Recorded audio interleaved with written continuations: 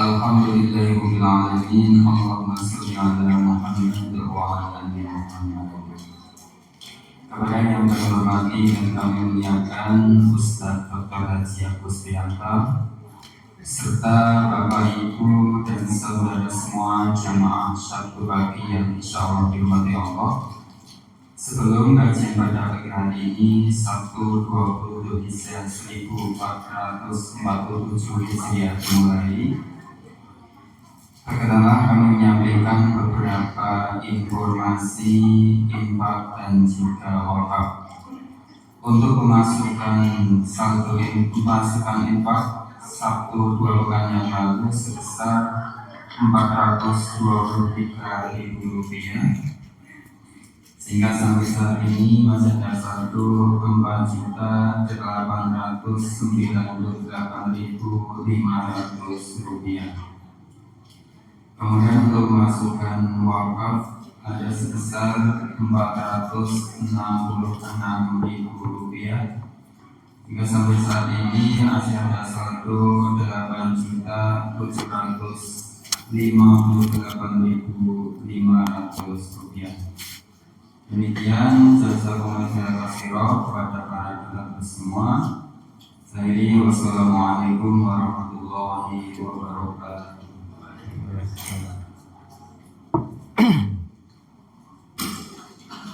Tes satu. Ya, Bapak Ibu, para orang sedaya, kita mulai. Assalamualaikum warahmatullahi wabarakatuh. Alhamdulillahi rabbil alamin. Alhamdulillahilladzi arsala rasulahu kafatan linnasi basyiran wa nadhira wa da'iyan ila dinil haqqi wa sirajan munira. Assalatu wassalamu ala nabiyyina Muhammadin sallallahu alaihi wasallam, akhirul anbiya wa khatamul mursalin, al-hadi ila sawa'i sabil, alladzi la yantiqu 'anil hawa in huwa illa wahyun yuha. Amma ba'du, fa ya ayyuhal muslimun wal muslimat rahimakumullah. Dumateng para bapak ibu, para jamaah pengaosan Sabtu pagi rahimakumullah. Mari kita awali dengan membaca ta'awudz dan basmalah bersama-sama. A'udzu billahi minasyaitonir rajim. Bismillahirrahmanirrahim. Ya, Bapak Ibu semuanya, pada 2 pekan yang lalu kita sudah menyelesaikan untuk asrarul haji, rahasia-rahasia ibadah haji. Dan ini masuk bab yang baru, cuma minta maaf ya, tadi baru ingat itu, untuk ingatkan fotokopi itu sudah agak malam sehingga sudah kesulitan. Insya Allah fotokopi disiapkan untuk pekan depan sekaligus beberapa bab berikutnya, karena bab ini sedikit-sedikit. Ini bab as-samin, bab yang ke-8, fi tilawatil Quran, di dalam membaca Al-Quran ya. Jadi kita sudah membahas sejak menuntut ilmu, kemudian rukun Islam sampai haji, dan kita masuk bab yang ke-8, fi tilawatil Quran, di dalam hal membaca Al-Quran. Nanti kita akan hayati apa ya ketentuan-ketentuan akhlak, sopan santun ya, tata susila kita panjenengan menika membaca Al-Quran. Tidak ada buku-buku dokumen yang dikarang manusia ini yang cara membacanya harus diatur sedemikian rupa seperti Al-Quran ya. Tapi Al-Quran itu ada aturan-aturannya. Fi tilawatil Quran, qala Rasulullah sallallahu alaihi wasallam, bersabda Rasulullah sallallahu alaihi wasallam, man qara'al Quran tsumma ra'a anna ahadan utiya afdalu mimma utiya faqad istasghara ma'adzamahullahu ta'ala. Ini hadis Nabi, tetapi ini ada di dalam catatan bawah ya. Ini seperti yang saya sampaikan berkali-kali, karena namanya kitab tashih itu sudah istilahnya divalidasi. Divalidasi itu apa yang nampak kurang diberi catatan. Ini catatannya qala al-Hafidz al-Iraqi rawahu Tabarani, dikatakan bisanadin dhaif. Jadi sanadnya dhaif ya. Sanad dhaif, tetapi ini sebagai ya tetap kita baca dalam kitab ini, tetapi memang di sini nanti kita ambil pelajarannya. Jadi karena kan hadis-hadis itu jangankan hadis, nasihat orang saja kalau terkait dengan fadhailul amal, keutamaan berbuat, itu tetap bisa diambil pelajarannya. Man qara al-Qur'an, barang siapa membaca Al-Qur'an, tsumma ra'a, kemudian dia melihat, berpandangan, berpikiran, ana ahadan utiya afdalu mimma utiya, bahwa ada seseorang yang diparingi keutamaan yang lebih dari dirinya sendiri, faqad istasghara ma'adzamahullahu ta'ala, maka dia sudah mengecilkan apa-apa yang oleh Allah itu sudah dinilai besar ya. Jadi miderek Gusti Allah niku perkawis ingkang ageng, namung tiyang menika mengecilkan, meremehkan. Niku napa? Niku tiyang sing iso maca Al-Qur'an, membaca Al-Qur'an dengan sungguh-sungguh, nah kemudian merasa bahwa ada orang lain yang enggak membaca, yang diberi keutamaan lebih. Artosipun ngeten Bapak Ibu, bahwa yang namanya, jadi maksud pangendikan ini, yang namanya kita diberi kesempatan membaca Al-Quran, merenungkan, mentadaburi, itu keutamaan yang luar biasa. Keutamaan luar biasa daripada aktivitas-aktivitas yang lain. Karena apa? Karena yang namanya kunci semua peningkatan itu mesti dengan ilmu. Mbok cari orang seperti apa, masyarakat seperti apa, kunci pertama itu memang ilmu. Makanya wahyu yang pertama juga iqra, bacalah. Karena orang itu dengan mengerti maka kemudian akan bisa berkembang.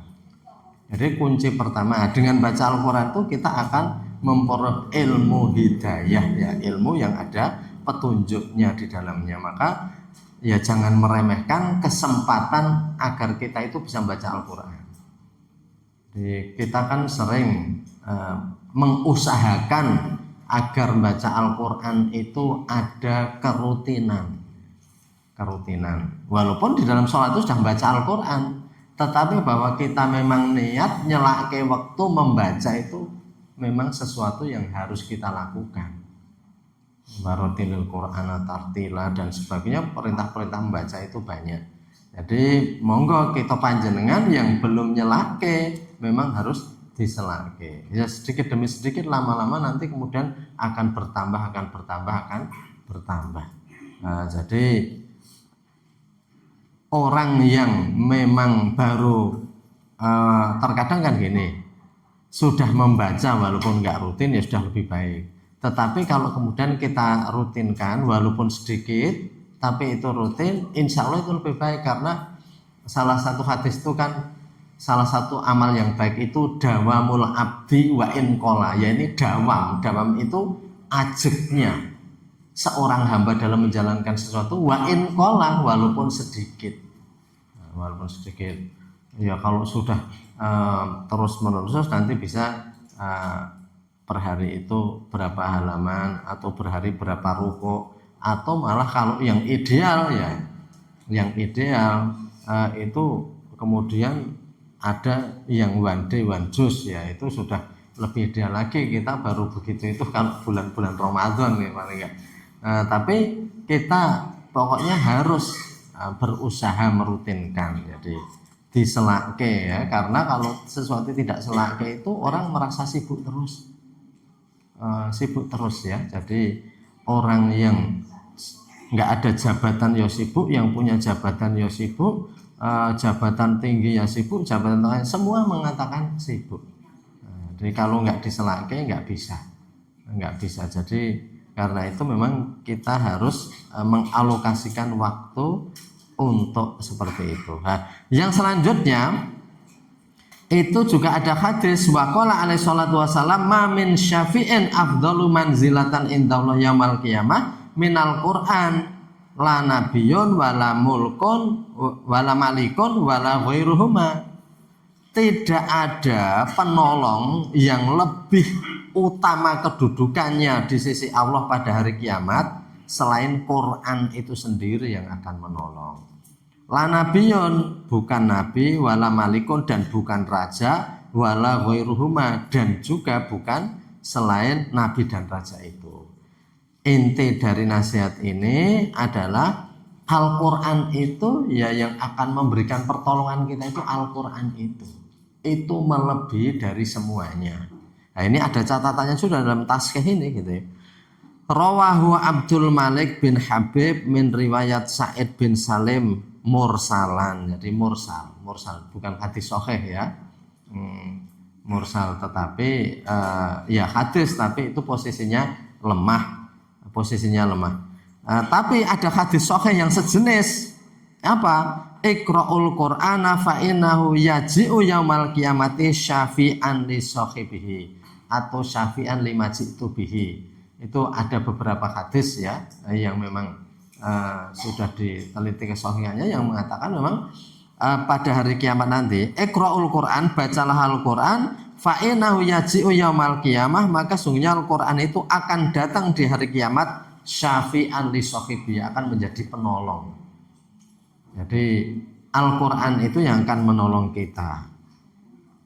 Ya sebenarnya di dalam hidup ini sendiri itu Al-Quran itu sudah menolong, menyelamatkan kita. Karena kalau bukan Quran, manusia itu perbuatannya itu nanti lama-lama tidak beda dengan binatang, Bapak Ibu. Kalau bukan karena Quran, coba kita nggak makan makanan tertentu yang diharamkan, itu juga karena Quran. Innama harrama alaikumul maitata wadama walahmal khinzir ilal akhir ya. Kamu diharamkan makan bangkai, kemudian daging babi gitu ya. Darah yang tersembur dan sebagainya. Haram-haram itu dari Al-Qur'an. Orang yang enggak pakai Al-Qur'an apa saja dimakan. Bahkan cara makannya pun terkadang tidak berperi kemanusiaan atau ya nek binatang enggak berperi kehewanan. Saya pernah menceritakan ya, saya pernah mendapat cerita dari seorang wartawan gitu ya, teman saya itu yang dulu saya ceritakan, orang makan otak kera tapi dalam keadaan keranya masih hidup gitu ya. Jadi restoran menyediakan otak keranya, keranya ditaruh bawah meja, pas kepalanya itu ada lubangnya atau mejanya, nanti langsung itu dibolong kepalanya kera itu, disedot otaknya dalam keadaan hidup ya. Nah, itu manusia makanya itu sensasi, mungkin orang-orang yang mahal itu harganya makan otak kera yang otaknya keranya masih hidup misalnya gitu ya. Atau mungkin ada sensasi-sensasi lain, orang itu ingin makan sesuatu gitu ya. Ada yang kan sering di internet itu ikan habis ditangkap langsung digermus-germus gitu ya.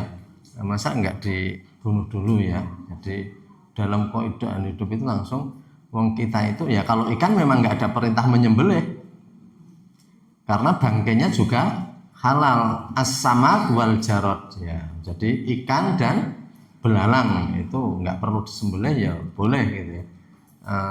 Nabi juga mengatakan tohurun ma'uhu wakhilun maitatuhu, yang namanya laut itu tohurun ma'uhu, airnya suci, wakhilun maitatuhu, dan halal bangkai yang di laut tadi gitu ya. Jadi ikan-ikan seperti itu. Tapi ya kalau binatang hidup kemudian dimakan gitu ya, itu karena kalau bukan karena Quran, bahkan seperti yang saya sampaikan itu di negara-negara tertentu perkawinan laki-laki dengan laki-laki, wanita dengan wanita. Itu karena apa? Kalau bukan karena Quran seperti itu. Yang namanya kontes-kontes ratu kecantikan, kontes-kontes hebat, itu pakaian itu terkadang walaupun mahalnya bukan main, tapi pakaian itu kainnya hanya sedikit. Saya sithik klambine kaine, wah saya larang. Iki kan ranggena. Dulu ketika orang-orang itu hidup di hutan nomaden ya, nomaden itu pindah-pindah. itu orang-orang yang hanya pakai daun, pakai kulit pohon itu udah dikelambeni, ben ngerti peradaban. Suku-suku pedalaman diberi pencerahan ben do klamben. Mbah Sanus do pinter klamben, plak klambine do didadani. Lha iki koyo niru-niru koyo kewan meneh. Itu karena apa? Karena tanpa Al-Qur'an. Tanpa Al-Qur'an itu orang itu hidupnya itu menjadi enggak jelas. Enggak jelas itu. Jadi karena apa? Ya karena Quran yang menyelamatkan. Makanya Quran sebagai penolong itu bukan hanya di akhirat, di dunia ini kalau kita tidak ditolong oleh Al-Quran, hidup kita itu tidak terarah. Hidup kita tidak terarah. Anak-anak juga pada durhaka sama orang tuanya. Karena apa? Karena tidak diperintah dalam Al-Quran wabil walidaini ihsana. Kepada orang tua itu berbuat baik. Mbiyen bapak ibu nitipke aku, saiki mbasan tuwa ya tak titipke. Wis Bu, rasake kono nang panti jompo. Nah, apa? Karena enggak ada. Tapi kalau kita itu bisa berbuat baik pada orang tua, kita berbuat baik. Karena ridhullah fi ridhol walidaini. Jadi ajaran-ajaran Al-Qur'an bahkan enggak boleh membentak dan sebagainya. Itu karena seperti itu. Jadi orang itu kalau nggak ada Al-Quran memang hidupnya itu nggak karuan.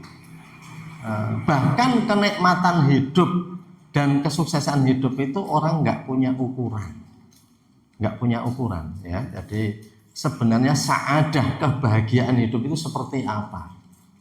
Ada yang mendefinisikan yang namanya bahagia itu yang umpamanya pendak sore lunga-lunga terus.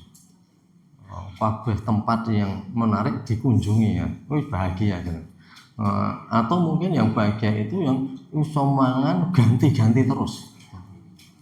Nah, seperti saya katakan bar mangan apa niku seafood, iwak laut, sesuk menjur mangan apa niku ya macam-macamnya. Ikan laut itu ada kerang, ada yuyu, ranjungan, macam-macam, cumi-cumi, gurita, iso makan jur binatang-binatang ya.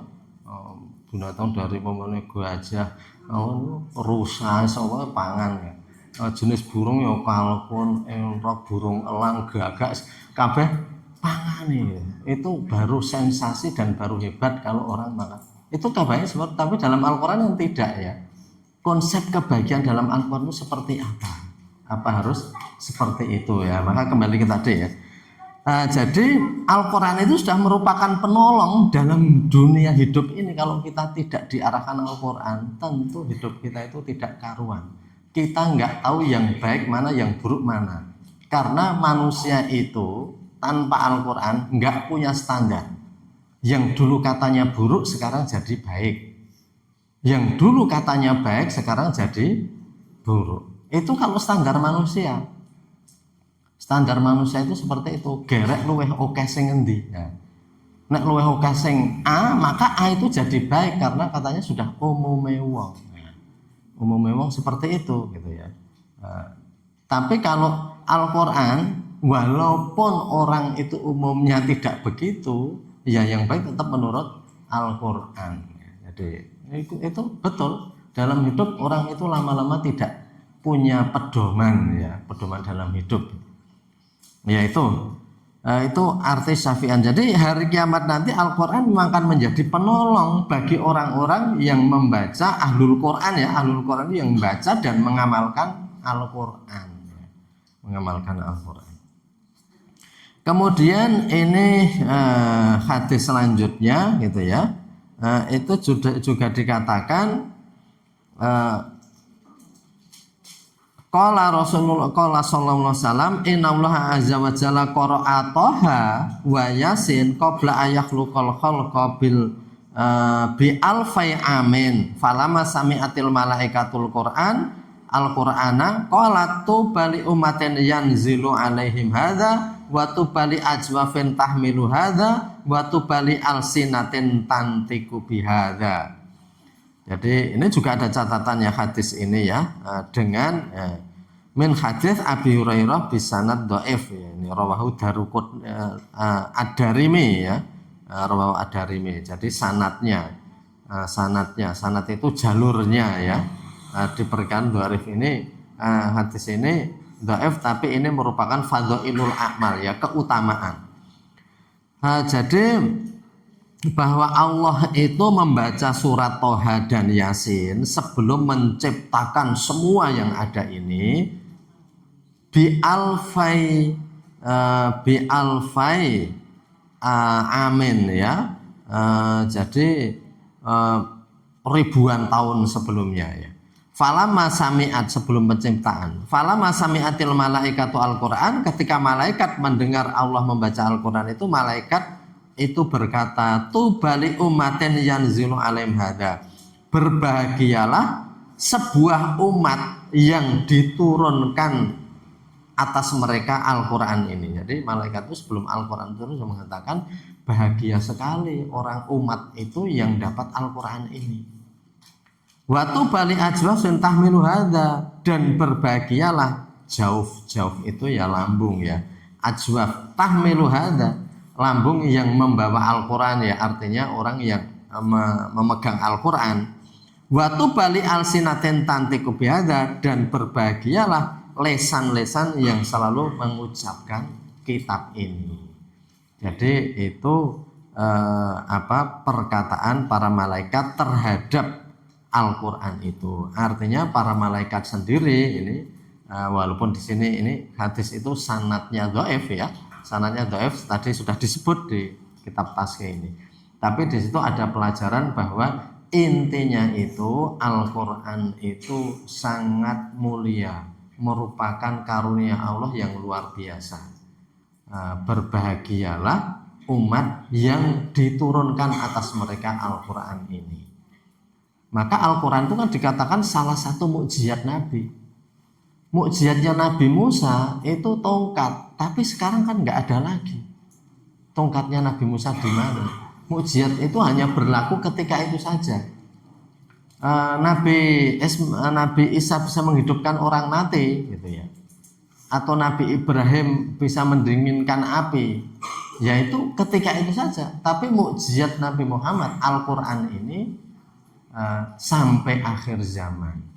Kalau dalam Al-Qur'an yang sering dicantumkan di dalam sampul Al-Qur'an itu, inna nahnu nazalna dzikra wa inna lahu lahafidun. Sesungguhnya kamilah yang menurunkan Quran ini dan kami yang akan menjaga Al-Qur'an ini. Menjaga itu apa? Baik itu menjaga keasliannya. Hari ini dibuktikan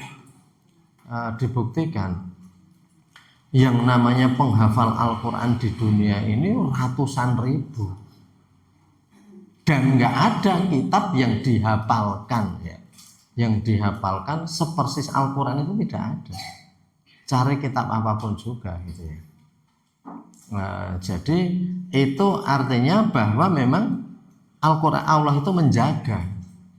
Kalaupun percetakan dan Al-Qur'an di dunia ini terbakar, masih ada ratusan ribu orang yang bisa dikumpulkan untuk mengucapkan dan mendikte Al-Qur'an ditulis lagi. Seandainya semua kertas itu hilang loh. Padahal awake dhewe niku catatan hilang mawon pun bingung.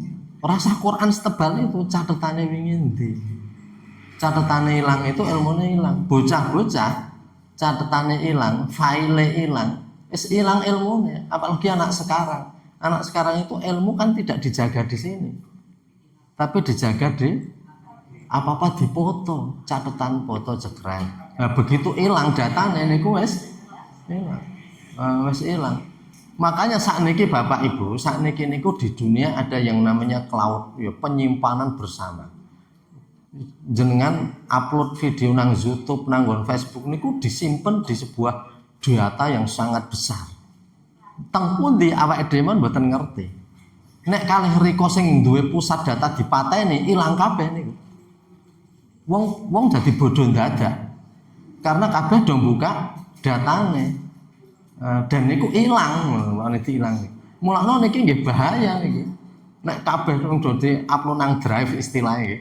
Drive mangke kalau saya duwe pusat data di shutdown, dimatikan, entek nih. Kabeh ra duwe karena apa? Udah disimpen teng mriku. Mulane nek Nabi niku para ulama itu dulu al ilmu fis sudur la fis sudur. Ilmu itu ada di dada atau di pikiran, bukan di tulisan. Neng gandeng awake dhewe niku tergantung semua pada tulisan. Kayak engko tak bukain dhisik, tak bukain gitu kalau kita ditanya. Orang langsung terocos gitu ya. Langsung terocos gitu. Al ilmu fis sudur la fis sudur. Ilmu itu di dada bukan di tulisan. Jadi maka dari itu ya kita memang harus mengingat-ingat ilmu itu ya. Kembali ke tadi.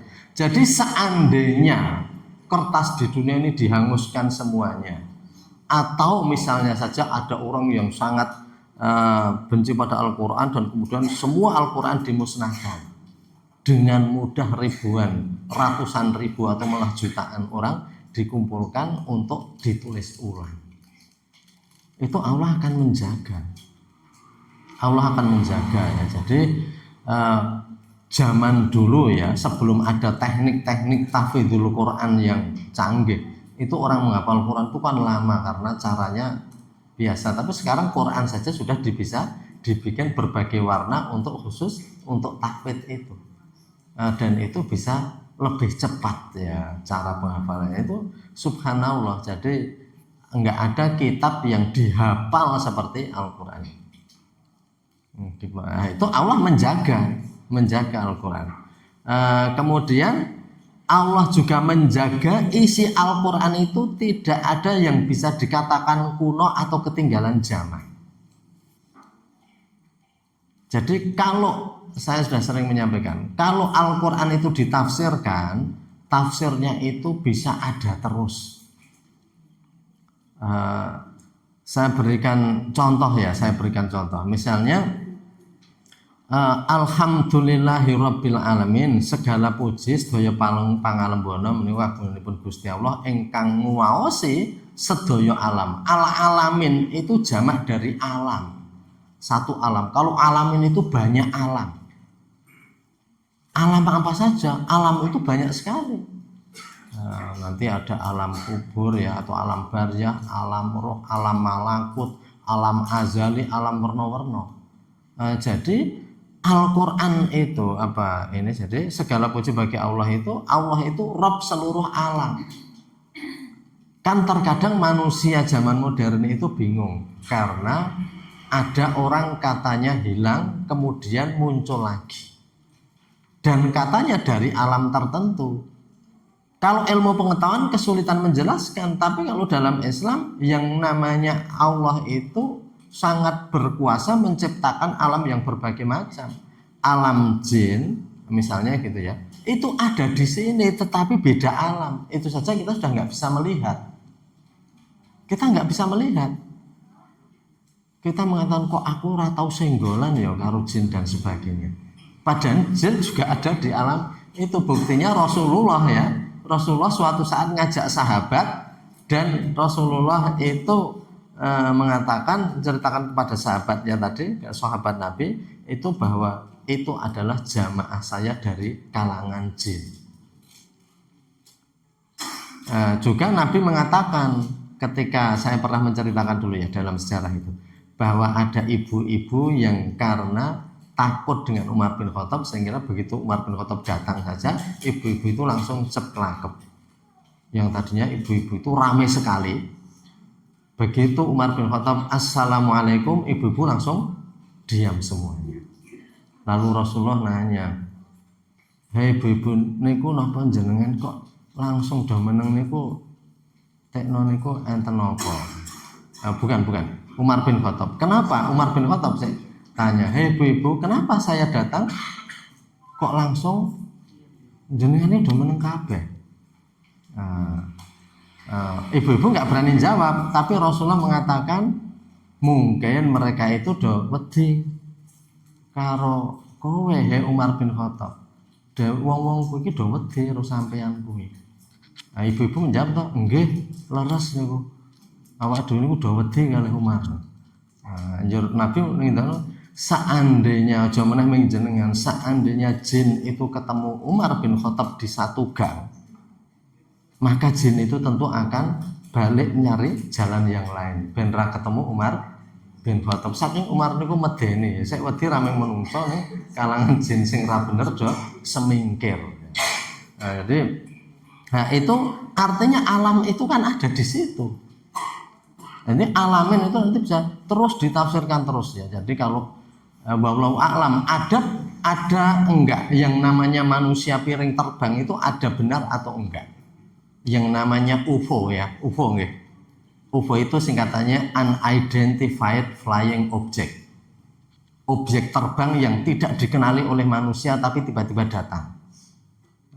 Ibu-ibu bapak itu sing mboten sah dipikirke nggih. UFO niku napa? Malah bingung. Tapi itu kan sering diberitakan ada makhluk asing yang datang ke jagat raya ini. Itu dari mana? Wallahu alam kita nggak tahu. Tetapi yang jelas Allah itu memiliki alam banyak sekali. Bahkan ketika kita mati, roh kita dibawa ke alam roh. Dibawa ke alam roh, begitu bangun dikembalikan lagi ke alam biasa ini. Nah, itu makanya dalam kitabnya Ibnul Qayyim, Kitabul Arwah itu kan diceritakan orang-orang bisa ketika tidur itu memang oleh Allah rohnya diambil, dibawa ke alam roh, di alam roh bisa ketemu dengan roh yang lain. Lalu balik lagi ketika bangun itu ke dunia lagi. Nah, ini maka tentang roh, tentang alam itu terus manusia mau membahas nggak habis-habis. Jadi maka dari itu Allah akan menjaga ya Al-Quran itu termasuk tentang membaca Al-Quran ini Bapak Ibu. Ini Al-Quran ini setelah diteliti bukan saja orangnya yang baca Al-Quran itu hatinya tenang, tapi dia juga akan sehat fisiknya. Kan Al-Quran itu wa nunazzilu minal Quran ma huwa syifaun wa rahmatun lil mu'minin, dan kami turunkan Al-Quran itu menjadi syifa dan rahmat orang mukmin. Syifa itu obat. Obat apa? Obat yang di dalam dada juga bisa menjadi hatinya tenang, tapi obat dalam arti obat secara fisik juga bisa. Ini sudah banyak penelitian, orang-orang yang rajin membaca Al-Quran dengan benar itu tidak akan mudah pikun. Sehingga banyak pendapat para ulama yang mengatakan man qara Al-Quran la yahruf, orang yang rajin baca Al-Quran tidak akan terkena pikun. Atau kalau ini perkataan para ulama, atau ada perkataan lain begini, bahwa qari'ul Quran la yuradu ila ardalil umri, orang yang rajin baca Al-Quran tidak akan dibalik ila ardalil umri ke pikiran yang pikun. Itu karena apa? Karena kita baca Al-Quran itu harus tepat. Banyak orang mengatakan gini, pikiran kita nggo mikir terus ki gelis kesel. Nek padake kalkulator ngoten niku, saya kerep dinggo, saya gelis rusak. Pikiran kita nggo mikir terus gelis rusak. Ya itu kalau mikirnya salah. Tapi kalau mikirnya itu benar, itu justru itu para ulama. Kalau baca Al-Quran piye carane benar, makhrajnya benar, malah orang itu pikirannya tertata terus, tidak akan terkena pikun. Karena apa? Karena dijaga, itu penelitian-penelitian kedokterannya sudah dilakukan bahwa otak kita itu akan terjaga, karena kalau baca wah ini kudu benar, cara mengucapkan juga makhrajnya harus benar, panjang pendeknya juga harus benar. Membaca dengan sungguh-sungguh, dengan konsentrasi, itu malah mengawetkan pikiran. Nah, pikiran pripun sing carane boros? Mikir sing kudune ra dipikir niku jan beborosi pikiran. Kulo sok omong karo bocah-bocah, nek kowe iki cah sinau urung ndek niat ndek bojo, aja mikir anake wong liya. Lho anake wong liya dipikirke. Wong mikir pelajaran kowe ra iso-iso kok mikirke anake wong. Nek kula jenengan sing tua-tua ya pancen mikirke anake wong liya, wong bojone niku pancen wis dadi tanggung jawabe. Anak wong liya dipikirke nganti mumet, lah wong bojone. Nek bocah-bocah niku jangan sok hebat mikirke anake wong liya. Wis eneng bapak nang ibune sing mikir. Atau kita mikir gini, sesuatu yang itu enggak bisa kita lakukan dipikir terus. Yaitu kita pikirannya nanti bisa rusak. rusaknya pikiran itu mungkin ya cara ngomong saiki lost doll ora jelas. Jadi contohnya ngeten iki. Di dalam surat Al-Hadid itu kan ada gitu ya, ayat yang menyatakan tentang tentang bahwa segala sesuatu itu sudah kami tuliskan min qabli an nabra'aha. Sebelum itu terjadi itu kami sudah tuliskan. Allah mengatakan ini. Ayat dalam surat Al-Hadid ayat 23 terusnya begini. Likai la ta'saw ala ma fatakum wa la tafrahu bima atakum. Kita itu perlu yakin bahwa kejadian yang sudah terjadi itu memang sudah jatahnya begitu. Kalau kita yakin seperti itu, maka Al-Quran mengatakan likai la ta'saw ala ma fatakum. Hal itu agar kamu tidak putus asa atas apa-apa yang luput dari kamu, yang hilang dari kamu. Bahwa kita itu kehilangan duit, itu memang takdirnya wis ngono. Likai la ta'saw ala fatakum, agar kamu tidak putus asa atas apa yang hilang dari kamu. Karena nek dipikir terus orang itu iso stres mengergane kehilangan pit motor, apa kehilangan duit. Kok aku iso ngene ya, kok wingi tok gawa ya, nek wingi ra ngene lak ya ngene. Wah, terus mawon bendina mikir ngoten niku. Rusak nang omah pikirannya. Lekala ya sudah diputus. Ya kuwi itu rezekine awake dhewe. Pitik wingi sehate ya ngono kok esuk iki mati. Nek wingi tak anduki, tak celimuti, wis warna-warna pikirane ya. Wingi tak obati, ini kan sudah terjadi. Bocah iki wis kesandung. Rasa dipikir terus kemarin kok iso kesandung. Ya sudah diambil pelajarannya. Besok rakon melayu-melayu atau mungkin halamannya dibersihkan. Karena kalau dipikir terus, tak tahu kamu akan putus asa, kamu akan bersedih atas sesuatu. Wong iso ra munggah, bocah niku nang kelas ra munggah, po rankingnya elek. Kalau itu sudah terjadi sudah, jangan dipikir terus. Kalau dipikir terus itu nanti orang bisa stres.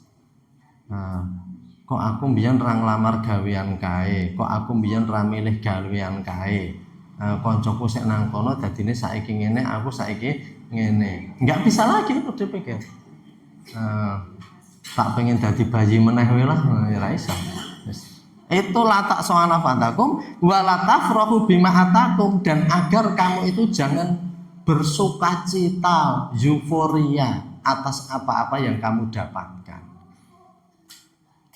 Jenengan niku kok entuk rezeki ngeten, oh ya alhamdulillah ya Bu, entuk jatah rezeki iki tak syukuri, tidak bangga yo iki tak pikir-pikir wargane aku jan pinter tenan iki golek duit. Enggak usah. Wala tafrahu ya. Kamu jangan terlalu gembira. Aku kok ranking 1 terus ya. Aku arep kepengin ranking 3 ra iso-iso. Ranking 1 terus. Carane piye ya iso ranking 3 sombong banget. Carane piye aku pengen ranking 3 ora tau iso. Isane mung 1 loro.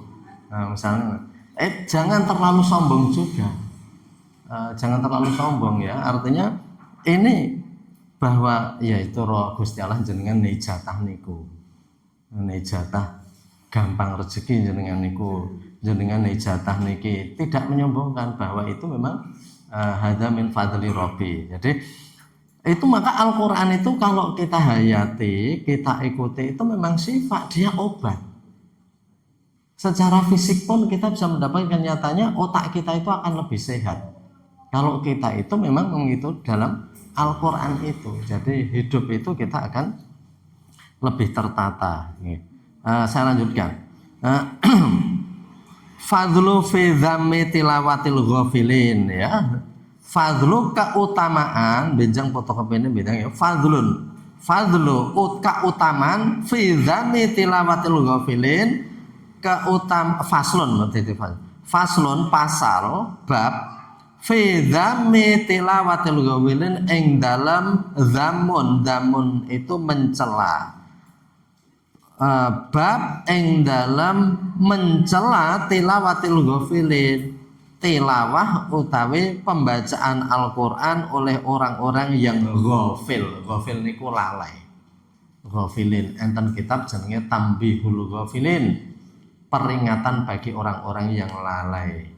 Ghafil itu lalai. Dede lali niku lalai. Lalai niku ya mengabaikan sesuatu ya. Jadi niki napa nggih?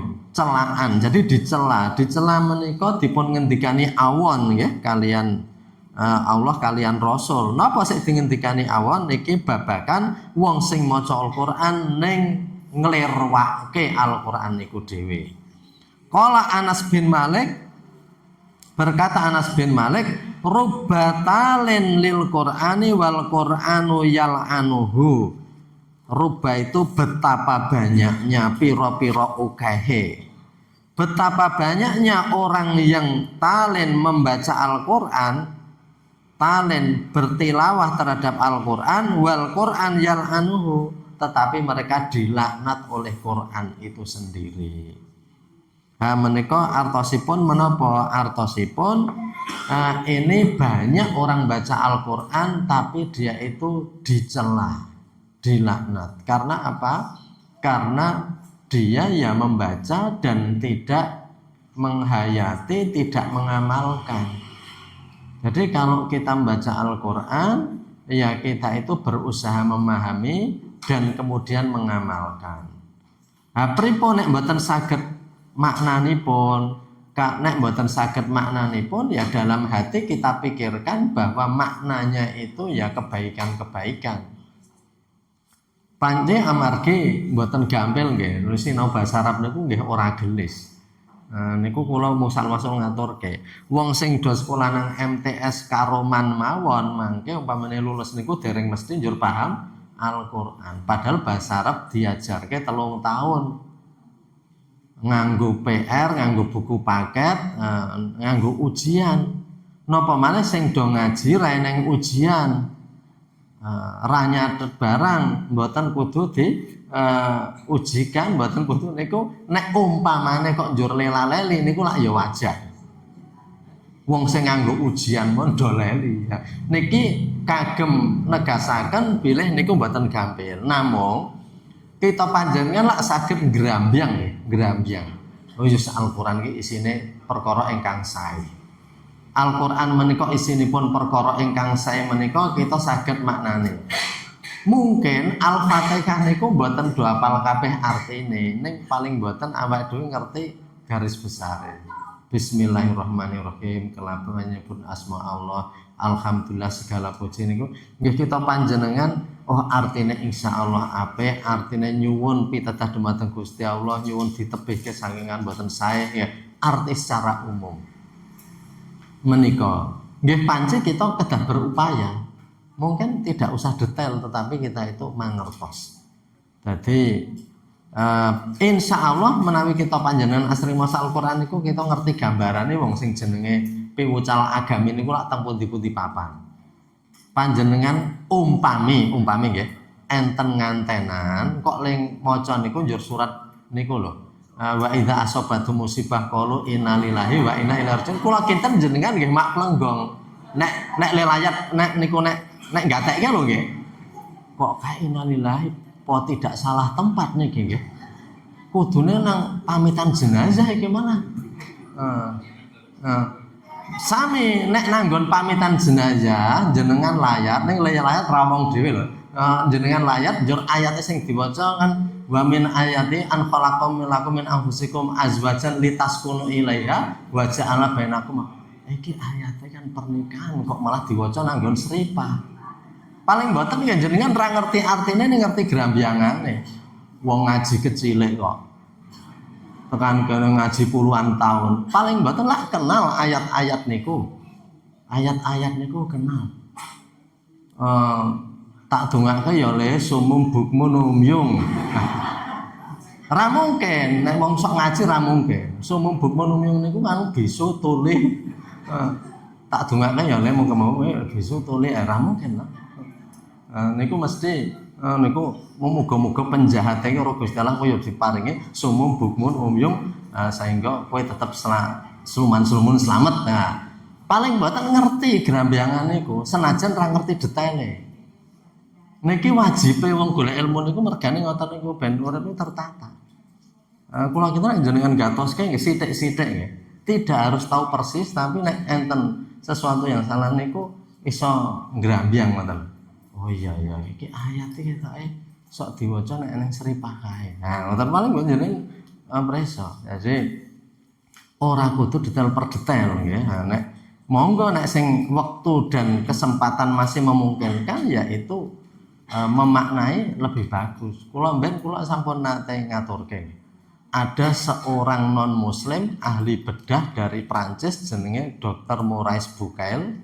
Tulisannya Murcaile Bucaille bahasa Prancis. Maurice Bucaille sing niku mlebu Islam, bar mlebu Islam usia 50 tahun gek bar mlebu Islam njur sinau bahasa Arab. Umur 50 tahun gek mulai bahasa Arab. I learn Arabic and my age exactly at 50. Gitu kata-kata dia di YouTube. Saya mulai belajar Arab dan ketika itu usia saya tepat 50 tahun. Saya ketahuan kayak mulai belajar bahasa Arab. Jenengan esket SMP. Neng akhirnya Maurice Bucaille niku gandeng tekun, akhirnya jadi ahli tafsir. Yang menafsirkan Al-Qur'an dari segi ilmu pengetahuan. Nah niku umur saya ketahuan mulai bahasa Arab, akhirnya saya jadi ahli tafsir. Nek arep omong aku kok es ketuan arsinau. Nah, nggak ada ketuan sinau niku. Awake dhewe rumangsa wis 40 tahun wis ketuan sinau Pak. Mbok nggak ada terlambat ya wong niki ya ora eneng ujiane sing penting awake dhewe ngaji ngrungokne suwe-suwe mengerti. Nah, bekne awake dhewe niku nek sing diwaca ngerti. Nek ngrungokke wacan Al-Qur'an, syukur nek umpamanipun pas tindak haji atau umroh itu Imam Masjidil Haram itu terkadang sambil membaca, sambil ngimami kan terkadang nangis. Paling boten ya pamane ya iki ketoke ayat itu ayat tentang kiamat, ayat tentang apa bacake idza zulzilatil ardu zilzalaha. Oh ketoke ayat iki kiamat iki. Oh jadi maca nangis. Atau kalau kita nggak tahu dicek, napa niku sik maca niku kok nangis niku napa? Nikunya paling boten itu ada hal-hal seperti itu. Kalaupun kita tidak tahu detailnya, beruntunglah orang yang diberi kesempatan mengerti bahasa itu karena dia juga bisa langsung memahami. Padahal Bapak Ibu terkadang kehalusan hati orang itu bisa merasakan apa yang ilmu kita sebenarnya tidak mengetahui. Jadi kehalusan perasaan itu kan awake dhewe umpamane nggih. Eneng wong nggo basa Sunda apa arep nggo basa apa sing awake dhewe ora paham, ketoke ngunek-unekke awake dhewe. Awake dhewe iso krasa lho diunek-unekke. Karena sakjane wong niku tidak berkata-kata saja, dengan perilaku dan roman mukanya serta bahasa tubuhnya kita ngerti kok nek kita itu sakjane kayak diseneni. Jadi kita itu ngerti karena perasaan kita itu terkadang lebih halus dari bahasa. Mula nek ngibadah niku dengan perasaan juga, awake dhewe niku ora ngerti artine, mengko subhanallah rabbana wa bihamdika Allahumma ighfirli, ngerti. Niku mon iso nek rumangsa berbuat kesalahan awake dhewe niku njur iso terenyuh. Syukur malah iso mrebes milih. Niku padahal ora ngerti artine kabeh. Tapi perasaan itu bisa. Mulai dalam Islam niku nggih perasaan itu harus dijaga. Perasaan itu diperhalus terus ya. Diperhalus. Niki jadi rubatalin lil Quran wal Quran yal'anu. Betapa banyaknya orang baca Al-Qur'an yang dia itu dilaknat oleh Al-Qur'an karena baca tapi tidak dijalankan atau baca dengan cara seenaknya, tidak pakai akhlak. Jenengan iku nek maca surat sing penting, SMS sing penting terkadang mandeg riyin. Niki sesuk eneng niki uraian ulama selanjutnya itu memberikan pemahaman kita, wong kita itu kalau dapat surat saja kita itu terkadang kita baca dengan konsentrasi. Kok ini Al-Qur'an itu bacanya sambil lalu. Jenengan engko dhisik eneng WA penting iki mandeg dhisik. waca. Waca. Oh, ngoten. Gek mlaku meneh terkadang ngoten niku.